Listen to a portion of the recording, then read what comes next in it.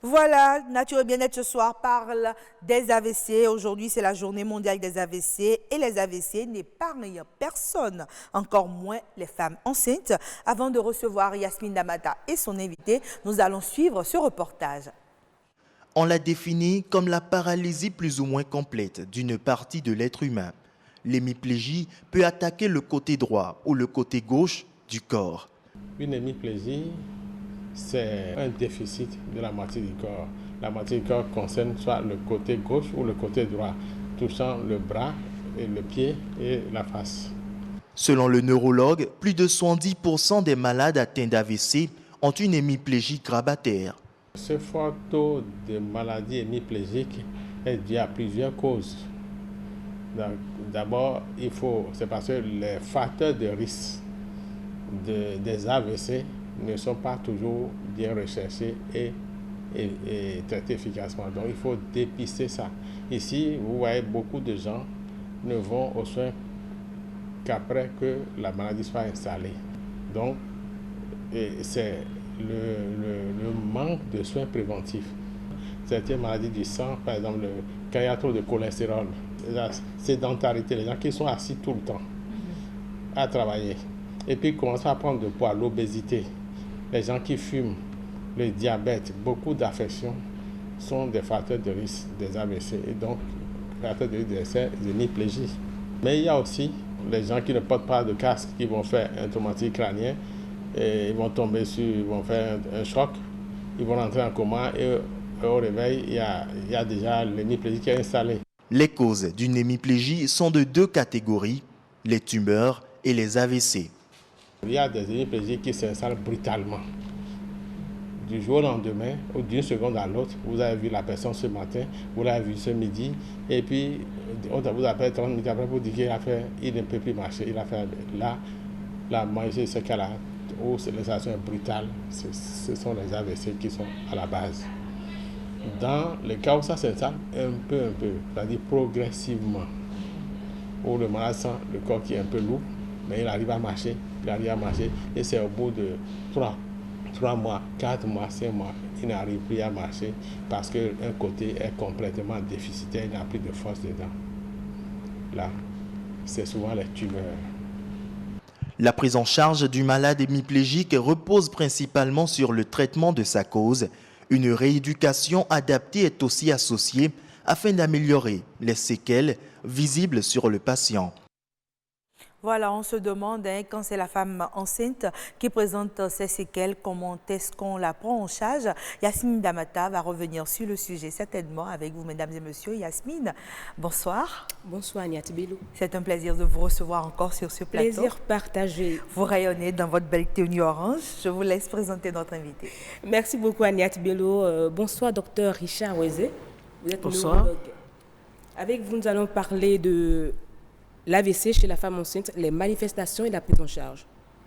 Et après avoir suivi l'élément témoin, je veux bien vous demander, l'hémiplégie, est-ce une conséquence des AVC? Bonsoir, merci pour l'honneur que vous me faites aujourd'hui et de parler de l'AVC de la femme enceinte.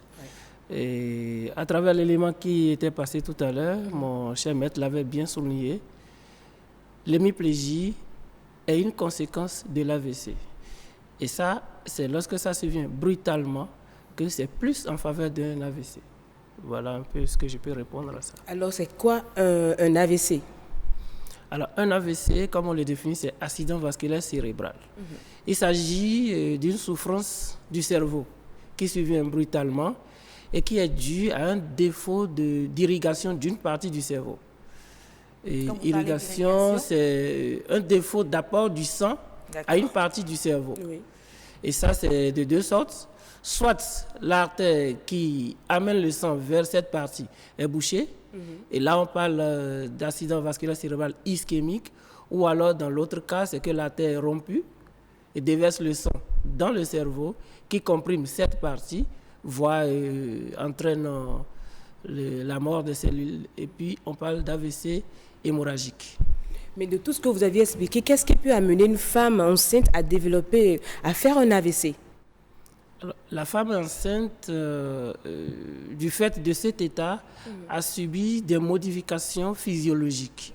Ce qui fait que la grossesse en elle-même déjà est un facteur de risque d'AVC à cause de l'augmentation de la pression artérielle, de l'augmentation du débit cardiaque et aussi de la modification de la paroi des vaisseaux. Il y a aussi la coagulation du sang qui est modifiée.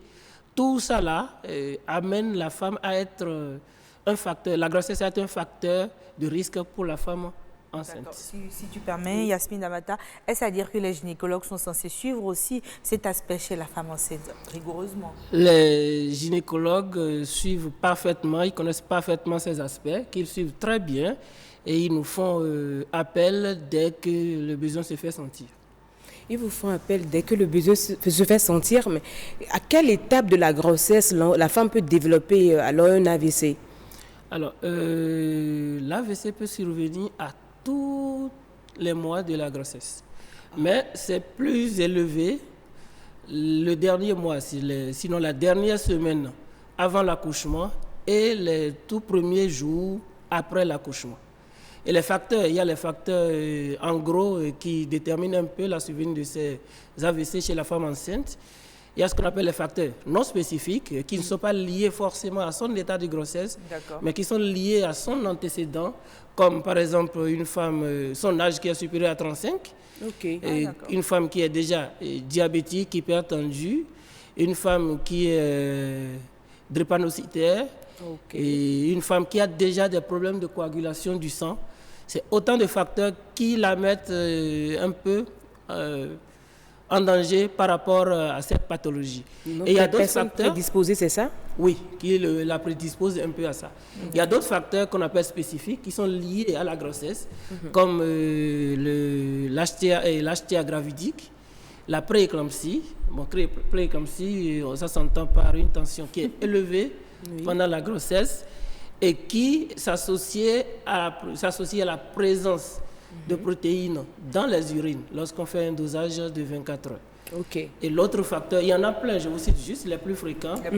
Il y a l'éclampsie aussi, qui est une prééclampsie, c'est-à-dire tension plus protéines dans les urines, associée à des crises convulsives.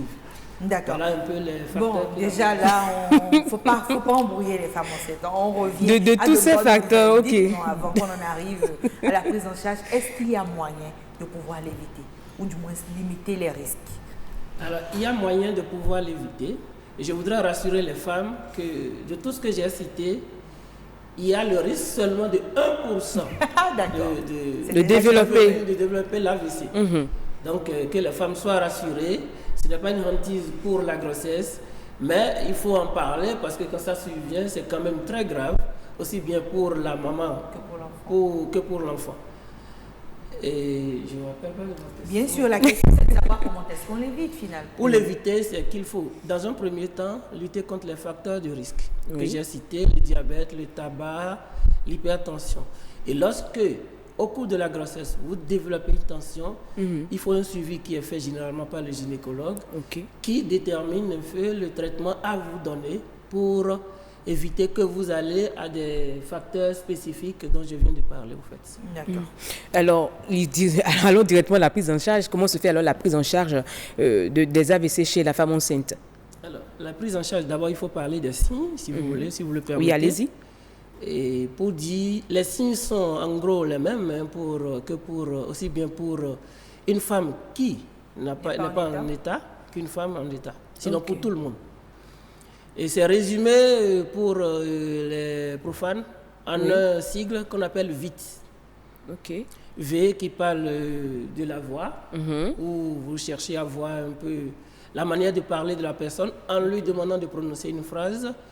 I qui dit impotence, c'est une capacité de mouvoir une partie du corps. On lui demande de soulever un bras. Le T, c'est les troubles du langage. D'accord? Et le E, c'est pour dire lorsque vous avez tout ça, il faut aller en urgence à l'hôpital. C'est en gros les mêmes signes que nous avons.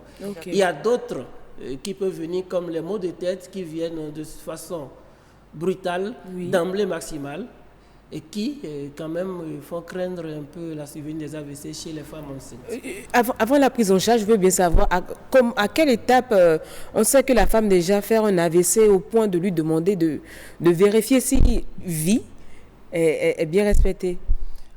Ça survient de façon brutale. Donc, vous n'avez pas le temps d'observer quelque chose.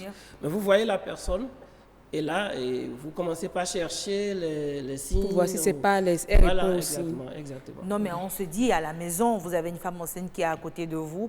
À quel moment vous vous rendez compte qu'il faut commencer par s'inquiéter, lui demander par exemple de parler, de lever le bras, pour s'assurer qu'elle ne fait pas un AVC? Est-ce qu'à vue d'œil, déjà, on peut se dire, est-ce qu'il n'y a pas risque qu'elle soit en train de faire une crise d'AVC? Déjà, une femme qui a les facteurs de risque dont je vous ai parlé, c'est une femme à surveiller, pas...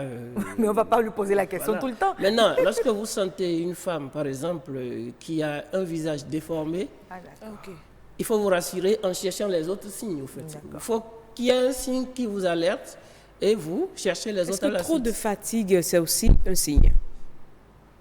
Non. Une fatigue extrême? Non plus. Non. Pour vous, le signe déclencheur, alors, Yasmine Damata, si on se résume, c'est un visage déformé. Oui. C'est une incapacité de lever un bras ou de s'exprimer.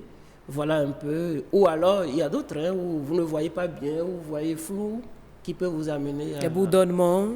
Non. Pas de bourdonnement. Non. Alors, la prise en charge, ça se fait comment chez la femme enceinte? La prise en charge, c'est un peu délicat chez la femme enceinte. On va le catégoriser en deux parties. Il y a la prise en charge au cours de la grossesse et la prise en charge après l'accouchement. Lorsqu'on est au cours de la grossesse, il n'y a pas eu beaucoup d'essais parce que les femmes enceintes n'ont pas été intégrées dans les essais thérapeutiques. Donc ce n'est que les recommandations. Et tenant compte du risque pour l'enfant, que les recommandations aient été mises en place. Aujourd'hui, il y a pour la prise en charge 2 médicaments qui sont autorisés avant l'accouchement. Il y a ce qu'on appelle l'héparine de bas poids moléculaire, qu'on appelle communément les anticoagulants, qu'on peut utiliser en fonction de la cause en dessous.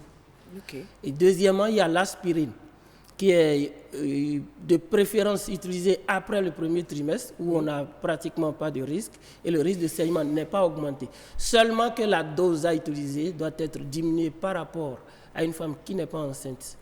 Voilà. Et après l'accouchement, tous les autres médicaments sont autorisés parce qu'il n'a pas été démontré que ça passe dans le lait maternel pour pouvoir, endommager quelque chose au niveau de l'enfant. Yasmine Damata, mais moi je me demande, une femme enceinte qui a fait un AVC, est-ce que cette femme enceinte peut craindre pour son enfant? Une femme qui a fait un AVC peut craindre pour son enfant. Mais ce n'est pas l'AVC en fait qui serait la cause de ce décès fœtal. D'accord. C'est déjà l'étiologie. Quand je prends l'éclampsie, c'est pourquoi dans la prise en charge, lorsque c'est une éclampsie qui entraîne l'AVC, vous avez la maîtrise de la tension qui est le premier point de la prise en charge, la maîtrise des autres constantes. Il y a maintenant l'extraction du bébé.